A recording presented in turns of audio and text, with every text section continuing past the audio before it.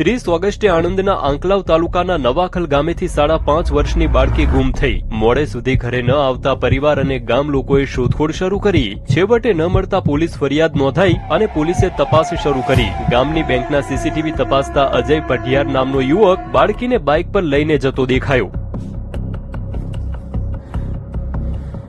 પોલીસે રાતોરાત અજયને તેના ઘરેથી ઉપાડી લીધો અને તેની કડક પૂછપરછ કરી, પરંતુ આરોપી પોલીસને જુદા જુદા નિવેદન આપી ગોથે ચડાવી રહ્યો છે.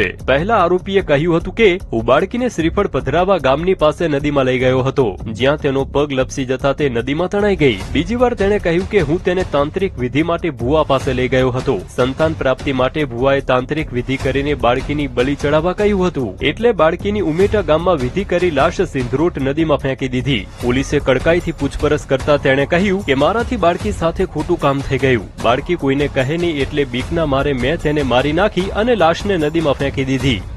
પરંતુ પોલીસને આરોપીની આ વાતો પર વિશ્વાસ નથી. હાલ પોલીસ આરોપીએ કહેલી વાતો મુજબ બાળકીને શોધવા માટે સર્ચ કરી રહી છે. હકીકત જાણવા દિવ્ય ભાસ્કર પણ ઘટના સ્થળે પહોંચ્યું. અમારા રિપોર્ટર ઝાડી ઝાંખરામાંથી પસાર થઈ પોલીસ સાથે એ તમામ જગ્યાએ પહોંચ્યા જ્યાં પહોંચવું ખૂબ જ મુશ્કેલ હતું. આરોપીએ પોલીસ સમક્ષ કબૂલાત કરી છે કે અમરાપુરા શેરખીની વચ્ચે જે મિની નાળું આવેલું છે એની વચ્ચે આખો વિડિયો જોવા માટે ડાઉનલોડ કરો દિવ્ય ભાસ્કર એપ.